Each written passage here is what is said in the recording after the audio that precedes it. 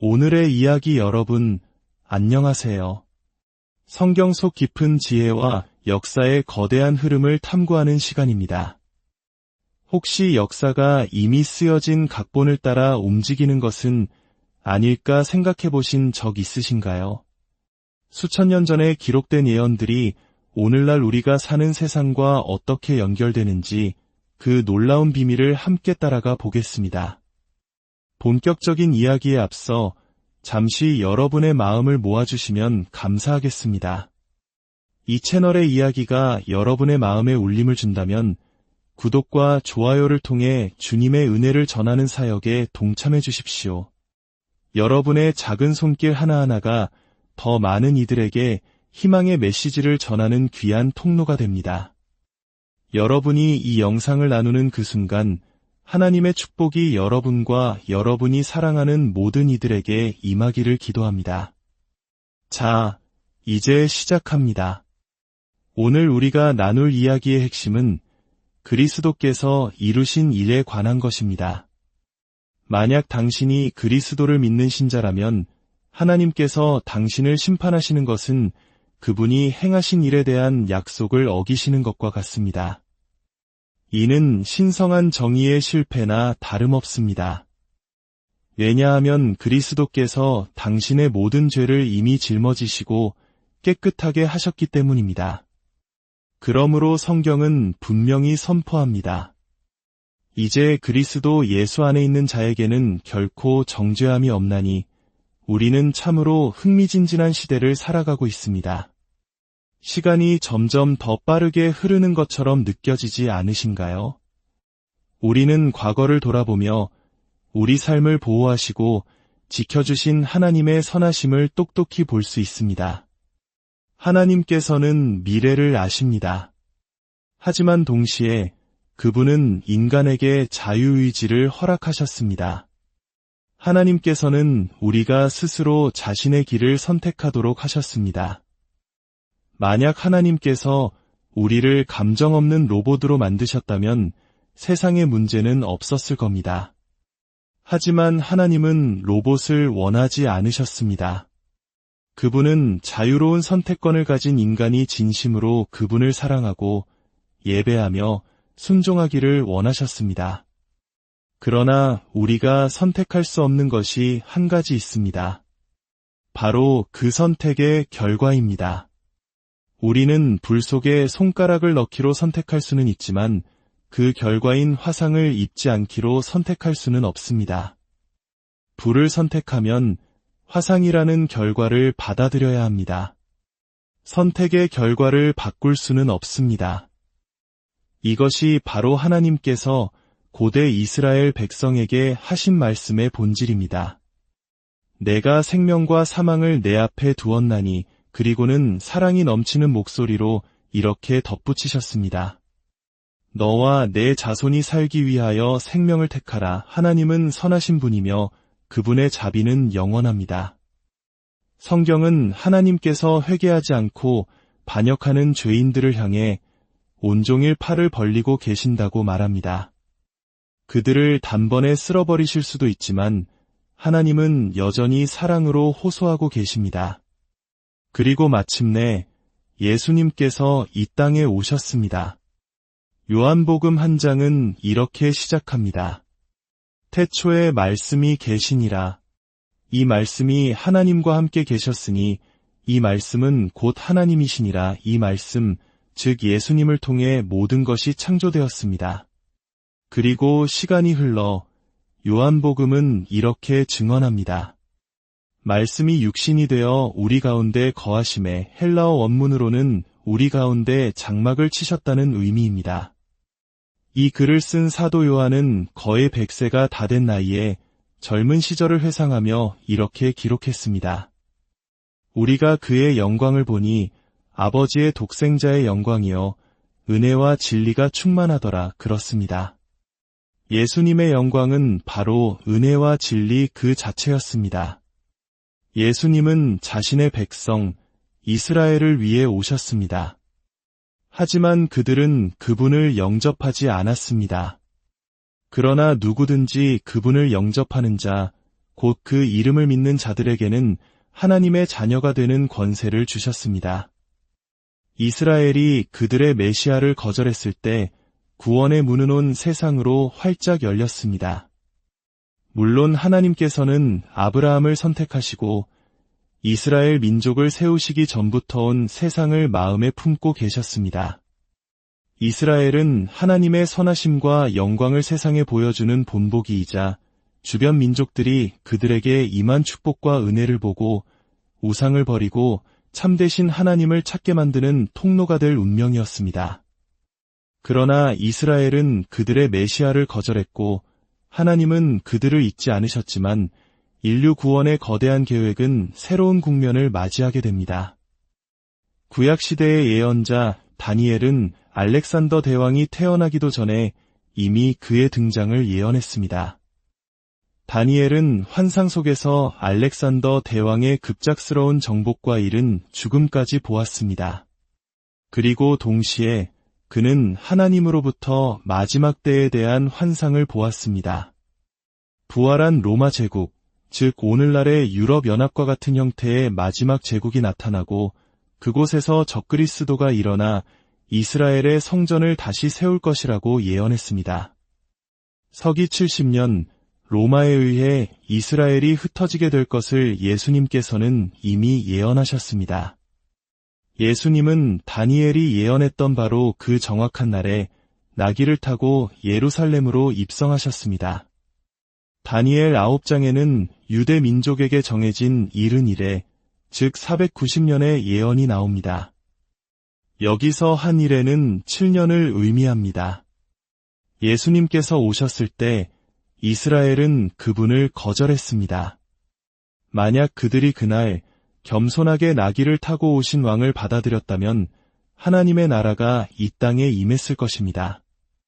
더 이상 아픈 아이도 가난도 죽음도 없는 세상이 펼쳐졌을 것입니다. 만약 이스라엘이 다윗의 가장 위대한 아들, 약속된 왕을 받아들였다면 말입니다. 그렇기 때문에 세례 요한과 예수님께서 처음 전파하신 복음은 은혜의 복음이 아니라 천국 복음이었습니다.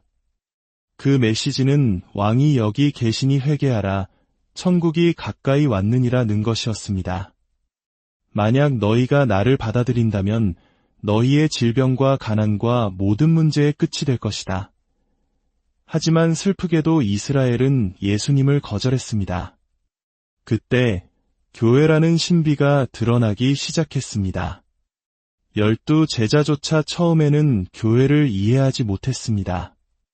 교회는 건물이나 조직이 아닙니다. 바로 여러분, 예수 그리스도의 피로 구속받은 하나님의 자녀들, 온 우주에서 가장 강력하고 영원한 생명의 공동체입니다.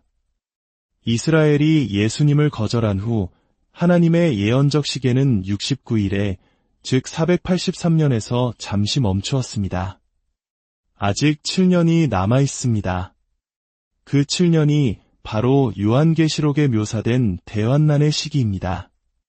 483년과 마지막 7년 사이의 이 거대한 공백 기간 동안 하나님께서는 은혜의 복음에 응답하는 자들, 즉 교회를 구원하고 계십니다. 하나님께서는 이방인의 충만한 수가 차기까지 이 일을 계속하실 것입니다. 그리고 마지막 한 사람이 구원받는 그 순간 하나님께서는 이제 됐다라고 말씀하시며 아들에게 그의 신부를 데려오라고 명하실 것입니다. 그 신부는 모든 민족과 족속과 방언에서 구속받은 그리스도의 몸된 교회, 바로 우리입니다. 그 후에 예수님께서 다시 오실 것입니다. 하지만 기억하십시오. 그분은 우리에게는 구원자로 오시지만 세상에게는 심판주로 오실 것입니다. 그분의 첫 번째 오심은 보라, 내가 너희에게 큰 기쁨의 좋은 소식을 전하노라. 너희를 위하여 구주가 나셨으니 라는 천사의 메시지와 함께였습니다. 그분은 구원자로 오셨지 심판주가 아니었습니다. 하지만 그분이 다시 오실 때 세상의 모든 악과 불의는 심판받을 것입니다. 인류 역사상 처음으로 온유하고 자비로우면서도 가장 강력한 분이 통치자가 되실 것입니다. 하지만 잊지 마십시오. 그분은 어린 양이실 뿐만 아니라 유다 지파의 사자이시기도 합니다. 그분의 입에서 나오는 예리한 검으로 모든 악의 세력을 멸하실 것입니다. 그렇다면 지금 세상에서 무슨 일이 일어나고 있는 걸까요? 우리 증조할아버지 세대만 해도 2000년 가까이 흩어져 있던 이스라엘이 다시 나라를 세울 것이라고는 상상조차 하지 못했습니다.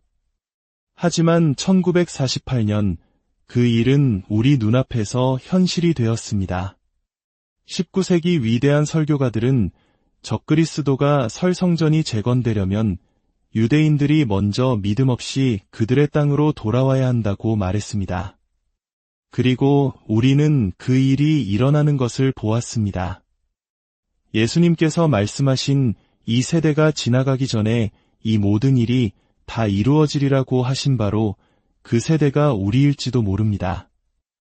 예수님께서는 화려한 헤롯 성전을 보시며 제자들에게 말씀하셨습니다. 내가 진실로 너희에게 이르노니 돌 하나도 돌 위에 남지 않고 다 무너뜨려지리라. 황제의 아들인 로마의 티투스 장군은 아름다운 성전을 파괴하지 말라고 명령했습니다. 하지만 하나님의 아들이신 예수님께서는 돌 하나도 남지 않을 것이다 라고 선포하셨습니다. 누구의 말이 이루어졌을까요? 서기 70년 로마 군대가 예루살렘을 불태웠을 때 성전에 입혀진 금이 녹아 돌틈 사이로 흘러들어갔습니다. 병사들은 그 금을 얻기 위해 티투스 장군의 명령을 어기고 성전의 돌들을 하나하나 파헤쳐 무너뜨렸습니다. 결국 하나님의 아들의 말씀대로 돌 하나도 돌 위에 남지 않게 되었습니다. 예수님께서는 이 일이 일어나기 전 그를 믿는 자들에게 경고하셨습니다. 로마 군대가 예루살렘을 포위하는 것을 보거든 뒤돌아보지 말고 산으로 도망하라. 유대인 역사가 요세푸스의 기록에 따르면 예수님의 말씀을 기억하고 순종했던 기독교인들은 단 한 명도 죽지 않았다고 합니다. 이 모든 역사는 우리에게 한 가지 원칙을 가르쳐 줍니다. 하나님은 우리가 원하지 않는 축복을 억지로 주지 않으십니다. 스스로를 지킬 수 있다고 말하는 사람을 보호하실 수 없습니다. 사람들은 자신의 생각에서 하나님을 밀어내고는 나쁜 일이 생기면 하나님은 어디 계신가? 라고 불평합니다. 하지만 하나님은 선하신 분이며 당신의 하나님이 되기를 원하십니다. 시편 23편의 고백을 기억하십시오. 여호와는 나의 목자시니 내게 부족함이 없으리로다. 주님이 당신의 목자이심을 고백하는 순간 부족함이 없는 삶의 약속이 함께 따라옵니다. 양의 임무는 목자를 돌보는 것이 아닙니다. 목자가 양을 돌보는 것입니다. 우리가 그분의 울타리 안에 머물 때 우리는 안전합니다. 이스라엘의 거절로 인해 예언의 시계는 멈추었고 그 자리에 교회의 시대가 시작되었습니다. 그리고 이 시대의 끝에 예수님께서는 교회를 위해 먼저 오실 것입니다. 이것을 휴거라고 부릅니다. 이는 이스라엘에게는 감추어졌던 비밀입니다. 그 후 지상에는 7년 대환난이 시작되고 그 끝에 예수님께서는 세상을 심판하고 통치하시기 위해 모든 사람이 볼 수 있도록 다시 오실 것입니다. 그것이 바로 재림입니다. 그분은 죽으셨던 예루살렘 바로 그곳에서 온 세상을 다스리실 것입니다. 하지만 그분은 더 이상 무덤에 계시지 않습니다. 그분은 죽음을 이기시고 부활하셨으며 사탄의 머리를 짓밟으셨고 지금은 하나님 아버지의 우편에 앉아 계십니다. 우리는 모든 승리자 중에 최종 승리자에게 속한 자들입니다. 오늘 우리가 나눈 이 거대한 역사의 이야기가 여러분의 마음에 깊은 울림을 주었기를 바랍니다. 우리는 하나님의 위대한 계획 속에 살아가고 있습니다. 그분의 말씀은 반드시 성취되며 그분은 역사의 주관자이십니다. 그리스도 안에서 우리는 안전하며 그 어떤 정죄도 우리를 해할 수 없습니다. 여러분의 삶에 하나님의 평강과 은혜가 늘 함께하기를 기도합니다.